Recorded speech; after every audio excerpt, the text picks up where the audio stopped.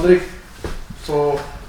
он го кажа својот богат, кажи ти како започна за поезијата, за поетските вечери, како ја црпиш инспирацијата, дечките што, пример, имаат малце страв да го да искажат својата поезија, да доаѓаат на тие вечери, да ги читаат.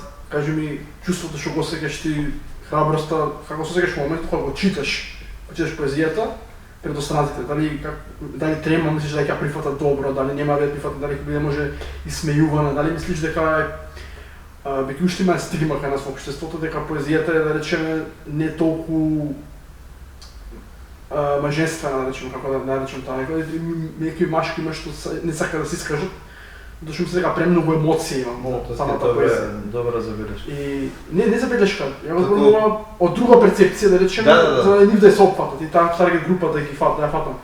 Зашто ти си прилично стабилен дечко, на економски си, значи јас те познам и од друштва и денес ќе кажа прилично стабилен дечко, како ја црпиш таа цела инспирација, како започна се генерално.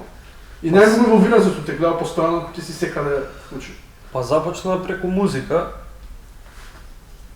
Значи свирам инструмент, гитара и преку музички текстови полека со тек на време се прешалтав во поезија.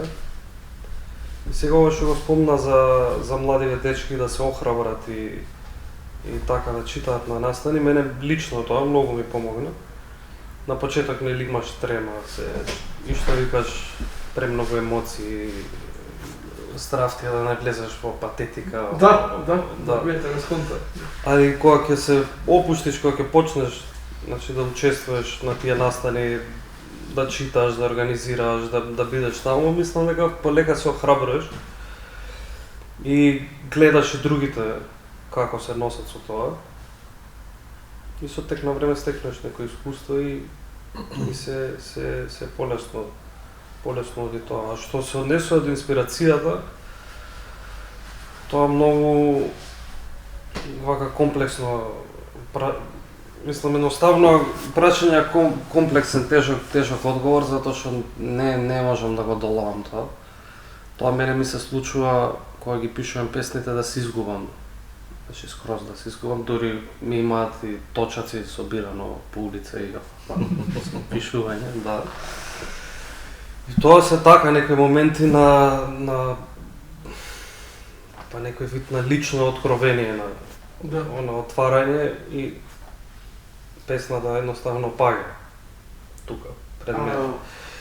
И на тој начин, значи враќајќи се навечер после искачање дома или усред сон доаѓаат стихови, па ги имам некогаш запишувано, некогаш повеќето пати ги имам скроз заборавано. Имаш некоја поезија што е твоја, што ти става најмногу како што си кажеш, видиш што сум создал, што сум креирал, онака што најмногу ти става отпечаток, што се извојуваш, онака си кажеш, сакам нешто слично. Тоа се случува во повеќе наврати така на почеток кога ќе ја напишеш песната, ама после како помина некој перчек. Забајдето го ќе одрежи, али овај не е толку брилијантно. Да, али така на тој начин, значи немам никаква контрола врз процесот на пишување. Значи ја кога ќе се инспирирам ја пишам и после малце само посредувам и прво беше тогаш ти на окупацијата читањето или по директива во Не бев. Значи од дуња започнав? На тоа читање не бев. Не бев. Прво читање на кој учествував беа Астални проекции. 2014. И после редовно се читав на Астални проекции. Имаш одличен фидбек, сцената не истакнатите ликови што реално чита и не читаш не добро креира поезија, ако што сум ги видел страна и Диме, поздрав за него што не можеше да Да, штета што не да. Да, Да, Диме доста добра стихозбирка.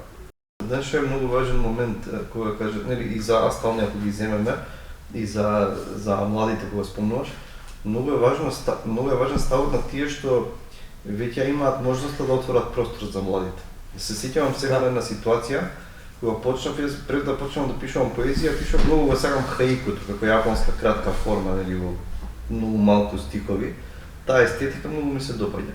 И почнав да пишувам хаику И ми текнува, не знам, 2007 или 2008 во Магор, кафе книжарница Магор, што беше ново кај Буњаковец, нели, не работи веќе. Имаше еднаш месечно, мислам, собирање и читање хаику. И сега Владимир Мартиновски, имаме поет и професор, значи го организираше тоа на некој начин. И јас додев таму прв пат се појавувам, имав, не знам, 5 хаикуа напишани.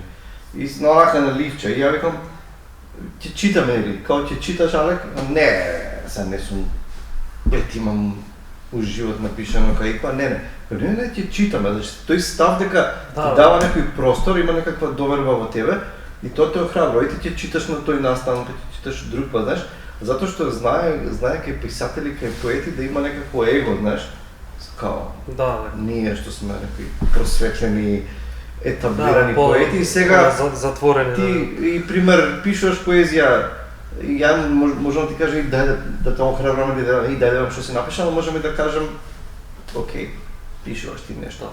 И тоа е таа, не знам, великодушност кај луѓето, тие што веќе знаеш што прават.